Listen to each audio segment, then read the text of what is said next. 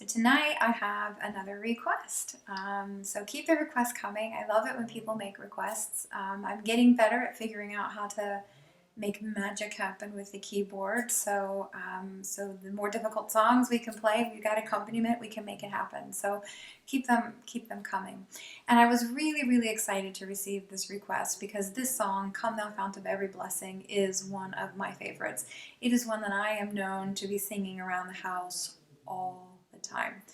My husband can attest to that. I'm sure it's a bit nerve-wracking for him sometimes to hear me always singing this one, but it's particularly the third verse. I just skip the first two and go right to the third. Just wonderful text that it's the verse where it says, "Prone to wander, Lord, I feel it, prone to leave the God I love. Here's my heart, Lord, take and seal it for thy courts above." I know too well how my heart turns towards self-gratification and self-justification. There's just this deep sense of brokenness within me, for which this hymn in particular brings that comfort. It reminds me to daily set my broken and sick heart before God and just say, for my own good, fix it again, please. So this hymn was actually written by Robert Robinson at the Robert Robinson at the ripe age of 22, shortly after his conversion under the teaching of George Whitefield, the famous preacher. Robert had a rough upbringing. His father died when he was young, and he was left with his mother, who had been widowed, and he actually had to work to help support her, and he had some apprenticeships and whatnot. He was a bit of a rough lad, not sure. Read some things that indicated he might have been. But after his conversion, he became a Baptist Methodist Universalist preacher. Maybe in that order. I've seen the Baptist and the Methodist flipped, so he started Methodist, then went Baptist, and then Unitarian, or maybe Baptist, then Methodist, then Unitarian. Anyway, he hit all three.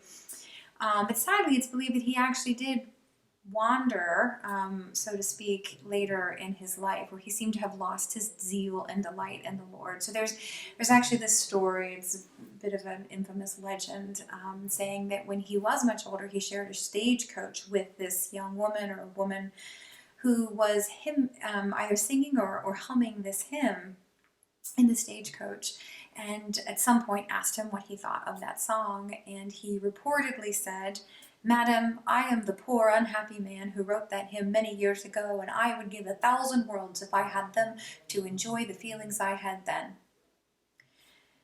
Maybe it's true, maybe it's not. Perhaps it's just a cautionary tale for the rest of us. But I know that I too have wandered over the years, and at one point very much lost my zeal and delight in the Lord. But he was faithful, and he brought me back to him.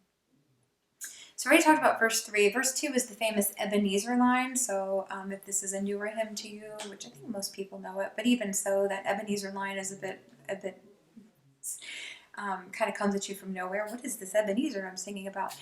So that's in reference to 1 Samuel 7:12, when Samuel takes a stone and sets it up and calls it Ebenezer, which translates as stone of help, to serve as a reminder to God's people of how God had helped them in battle against the Philistines.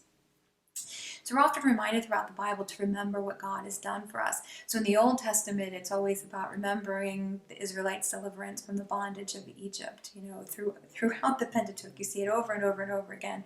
Remember, you will do this festival, you will remember.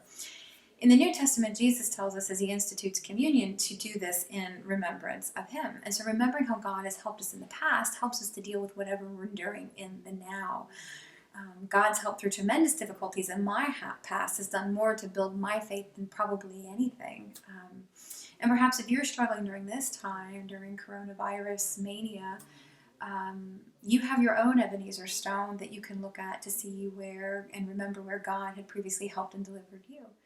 And maybe even one day, many years from now, you'll look back to this moment in time and refer to it as your Ebenezer, as you recall how God was very present, a very present help in this time of trouble.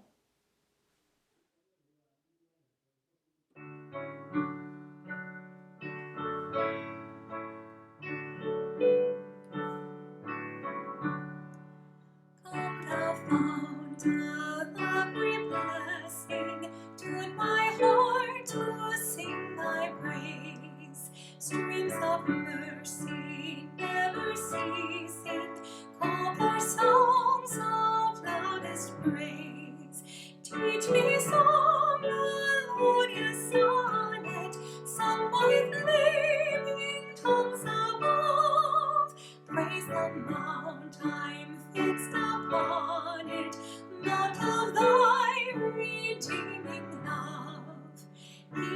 grace, my Ebenezer, hither by thy help I come, and I hope by thy good pleasure safely to arrive at home.